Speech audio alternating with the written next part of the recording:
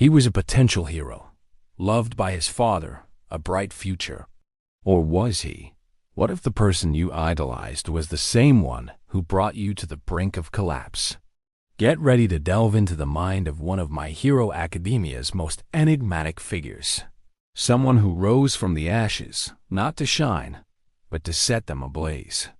The story you're about to hear will completely change your view of heroes and villains. Here in Ribera Pyres, at this very moment the sun shines, but the story of Toya Todoroki, the man who would become the feared Dabi, began under a very different shadow. It wasn't with a bang, but with the constant whisper of high expectations and an almost unbearable burden placed on his young shoulders.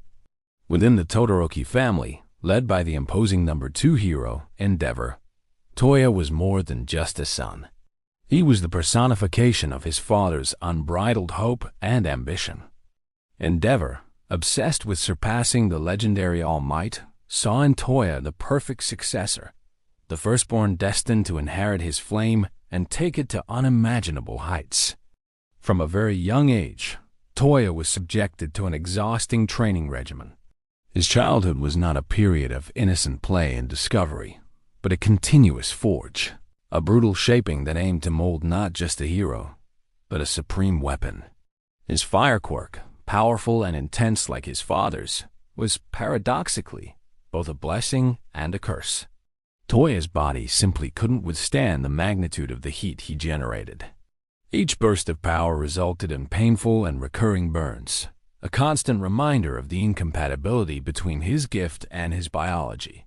The Todoroki home was not a refuge of affection and security, but rather a relentless testing ground where a child's worth was measured solely in terms of raw power and resistance to physical and emotional pain. In this oppressive and unbalanced environment, we observe the first disturbing signs of complex developmental trauma. Developmental psychology clearly emphasizes that childhood is the most critical period for the formation of an individual's psyche and identity. When a child is exposed to chronic stress, emotional neglect, and an environment where their worth is conditioned on unrealistic and even harmful performance, the consequences can be devastating and long-lasting. Toya, desperate for his father's approval and, above all, his love, ignored the increasing physical and mental pain. He internalized the dangerous belief that his limitations were personal flaws to be eradicated at all costs, rather than legitimate aspects of his own biology. The only way to receive any kind of positive attention or validation was through superhuman effort, even if that meant self-harm and pushing his body beyond its limits. He was trapped in a vicious cycle of seeking validation, where every burn, every newly acquired scar, was an acceptable sacrifice, a price to pay for recognition. Toya's mind, though still young, was already beginning to register the insidious message that pain equaled worth, and that his identity was intrinsically linked to his ability to be an extension of his father's unrealistic desires. But there was something no one saw coming. The seed of rebellion was deeply planted, waiting for the right moment to sprout. The true breaking point for Toya wasn't a single cataclysmic and dramatic event, but rather a relentless series of incidents that accumulated over time, methodically corroding his hope, his self-esteem, and ultimately, his very identity. The most significant trigger, and the one that most profoundly fractured him, was the birth of his younger brother, Shoto. For Toya, Shoto's arrival wasn't just another family member. It was a tacit declaration of his own failure. In Endeavor's distorted view, Shoto was the solution to his dynastic ambitions, the son who finally possessed the perfect, balanced combination of quirks, fire and ice, that Toya, with his physical limitations, couldn't offer. Toya, who had previously been the center of attention, the apparent heir and Endeavor's hope, suddenly found himself relegated and discarded. He was treated as a failed experiment, a frustrated attempt, and forbidden from using his own powers, now deemed dangerous and insufficient. This abandonment, this brutal discard, caused excruciating pain, not just the pain of rejection, but the humiliating feeling of having been a mere instrument, a tool that had become obsolete and, therefore, worthless beyond its utility for his father's plans. From that moment on, Toya's transformation began to solidify and deepen irreversibly. The internal conflict was agonizing, a true psychological tug-of-war. On one side, there still persisted the latent desire to prove his worth, to show his father that he was worthy, that he could be the hero Endeavor so desperately wanted. On the other, an overwhelming bitterness and a deep, growing sense of injustice. Externally, he became increasingly isolated, his desperate search for approval converting into an obsessive need to confront Endeavor, to force a reaction, even if that reaction was violent and dangerous. Psychologically, this phase can be deeply analyzed through the theory of disorganized attachment and the theory of self-determination. Endeavor's catastrophic failure to provide secure and responsive attachment, alternating between power-focused overprotection and complete emotional neglect, led Toya to a state of constant anxiety, confusion, and disorientation. The chronic frustration of his basic needs for autonomy, competence, and belonging resulted in profound learned helplessness. He stopped trying to gain affection, believing nothing would work. This, in turn, unleashed a massive repressed rage, desperately seeking an outlet. What was once a desperate attempt for validation now transformed into a relentless pursuit of any kind of attention, even if that attention came in the form of destruction and chaos. The flame of hope within Toya was extinguishing, slowly giving way to the ashes of the deepest resentment, and that's where everything began to crumble. With no chance of return, Toya's mind, now completely consumed by resentment and rechristened with the sinister moniker of Dabi, began to structure itself in a dangerous and irreversible way. This new identity wasn't just a name. It was a spiral of hatred and a relentless desire to expose the rottenness and hypocrisy that, in his perception, lay beneath the shining facade of heroism. The culmination of this metamorphosis, a turning point that sealed his fate, was the supposed incident on the mountain, where Toya was thought to have perished in an uncontrollable fire, a victim of his own powers. But the truth is more complex and dark. That wasn't the end, but rather his symbolic rebirth. The Toya Todoroki that Endeavor knew was, in fact, literally consumed by flames, and from the ashes emerged Dabi, the blazing phoenix of hatred. He wasn't just a new name, but a being transfigured by pain, betrayal, and vengeance. His subsequent words and actions are marked by a visceral contempt for heroes and a sick obsession with Endeavor. These manifestations are not random. They are revealing of a new and dangerous way of thinking. Dabi doesn't see himself as a common criminal, a villain for fun. He sees himself as an agent of truth, a brutal catalyst to unmask the hypocrisy of a society he perceives as intrinsically corrupt and false. He believes it is his duty to expose the rottenness hidden beneath the heroic veneer. To understand the logic behind Dabi's mind, which, though distorted, is coherent to him, we can apply cognitive dissonance theory. Dabi desperately needed to justify his new identity, his physical scars, and, above all, his extreme actions to himself. The most effective and convenient way to do this was to distort reality, adapting it to perfectly align with his internal narrative of victim and avenger. If he was abandoned and traumatized by the figures who should have protected him, then the only logical conclusion for him is that these heroes are, in fact, the true villains. This logic, though profoundly disturbing to an external observer, makes perfect sense within Dabi's psychological universe, as it validates his immense pain, his rage, and his incessant search for a distorted form of justice. His public speeches are not mere angry outbursts or displays of fury. They are calculated attempts to manipulate public perception, to sow discord, and, crucially, to solidify his own belief that his actions are morally justified. He positions himself not as a villain, but as a relentless executor of a brutal truth that no one else dares to see or admit. He's the mirror reflecting the deep cracks in the foundation of hero society, forcing it to confront its own imperfections. But the true monster was still dormant, waiting for the exact moment to fully reveal itself and set the world ablaze. The act of total transgression for Dabi, which marked the irreversible turning point in his journey and made any return to the past impossible, was the shocking and calculated public revelation of his true identity as Toya Todoroki. This moment, broadcast worldwide through communication networks, was not just a dramatic confession. It was a declaration of war, a definitive act where he, by his own hand, burned the last bridges to his former life, severing the ties that still bound him to any remnant of who he used to be. With this bombshell revelation, his worldview didn't just change. It crystallized into an unwavering and bleak conviction. He no longer sought his father's approval, redemption, or recognition. His goal now was Endeavor's complete ruin, the deconstruction of everything his father represented, both as an individual and as a fundamental pillar of the hero society he so despised. For Dabi, conventional morality and ethics became irrelevant, empty concepts.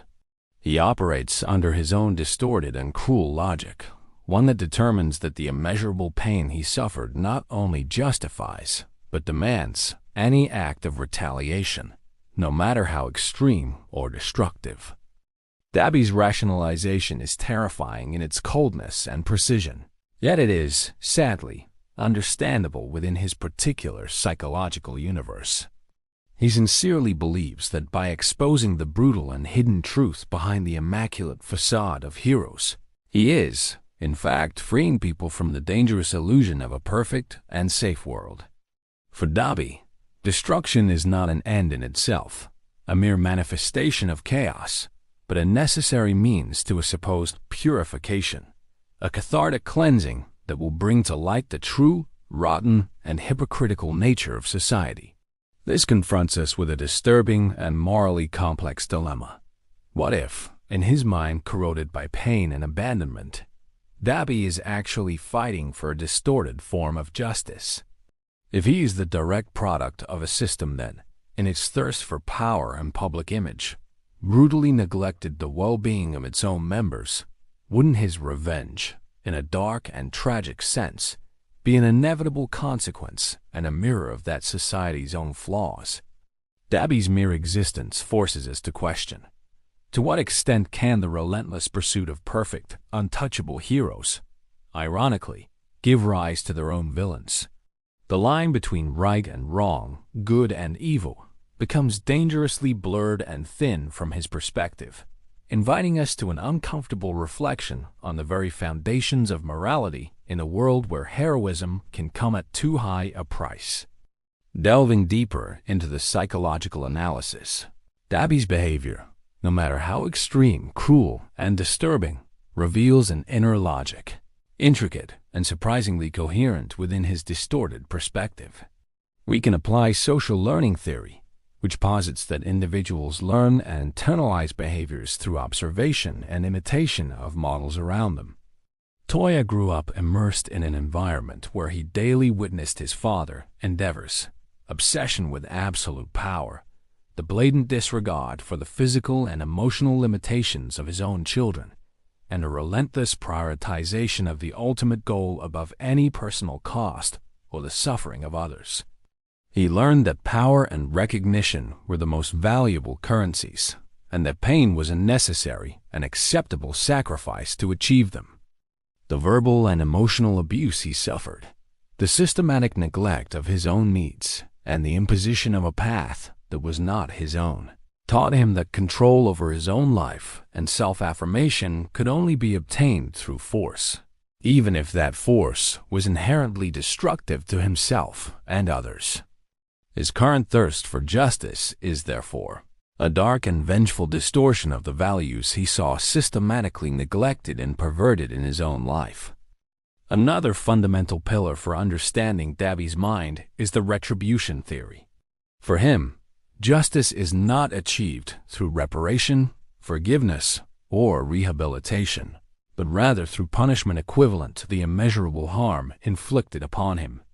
Dabi deeply believes that endeavor, and by extension, the entire hero society that allowed and validated his behavior, must pay a price exactly proportional to the pain and trauma he experienced. He does not seek a better future or the restoration of anything. He seeks the suffering and total ruin of endeavor and everything he represents. This manifests in his relentless pursuit to dismantle hero society, because for him, this society is not only complicit, but the very origin of the pain that consumed and shaped him. We can draw disturbing parallels between Dabi and historical or fictional figures who, feeling deeply wronged and betrayed, sought the annihilation of the system that oppressed them, believing that destruction was the only way to rebalance what they considered an irretrievably unfavorable scale. Dabi's logic is not madness in the sense of complete irrationality or delusion. It is a complex, cold, and calculating rationalization, forged in the fire of abandonment, despair, and an unwavering desire for revenge, and in the unyielding belief that the only solution to the suffering he endured is the complete annihilation of what hurt him. It wasn't madness. It was cold calculation, forged in the embers of a childhood in flames. What remains after the passage of a force as destructive and nihilistic as Dabi? The legacy of his hatred and his actions has already transcended the physical battlefield, irreversibly shaping the social and psychological landscape of My Hero Academia. The public revelation of his true identity was not just a media scandal or a shock to fans. It was a true moral earthquake that shook the foundations of public trust in heroes, generating a ripple effect of distrust, questioning, and disillusionment that resonates throughout society. Dabi's legacy of chaos is not limited to the fire's violent confrontations and material destruction he causes. It is a deeply psychological legacy, one that planted seeds of doubt, cynicism, and despair in the minds of the populace. He didn't just burn buildings. He exposed the deep cracks in the pillar of safety and hope that heroes were supposed to represent. The discussion about Dabi's consequences, both fictional and those that resonate in reality, is crucial to understanding his relevance. Dabi is not merely a villain in the simplistic sense of just any antagonist. He is a blatant and painful symptom of a system that, in its frantic pursuit of excellence, of a perfect image, and of unwavering power, failed catastrophically and lamentably to prioritize the care, empathy, and well-being of its own members. His story is a silent scream that echoes, exposing structural flaws. Dabi's story is a dark and disturbing invitation to a deep philosophical reflection.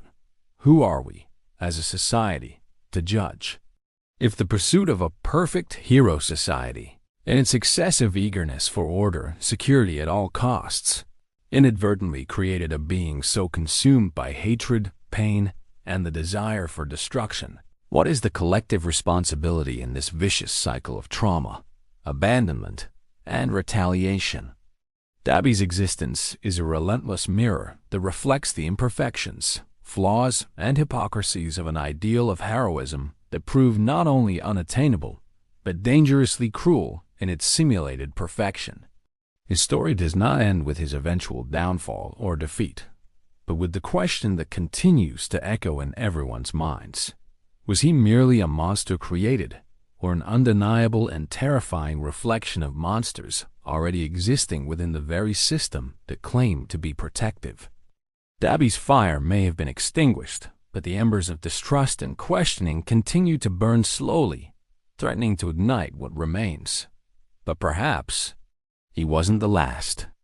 Toya Todoroki's journey to Dabi is a dark and poignant reminder of how neglected pain and overwhelming expectations can corrode a soul, transforming it into an uncontrollable force of destruction. He is not merely a villain driven by pure malice. He is a symptom, a living, burning scar of a system that, in its pursuit of grandeur, ultimately broke itself internally. Dabi's story forces us to confront the unsettling idea that, at times, the true dangers do not arise from visible external threats, but from the flames that, inadvertently, we ignite within ourselves and, cruelly, within each other. A somber, yet deeply necessary, reflection on the limits of human resilience and the devastating price of blind ambition. The phoenix burns. What remains?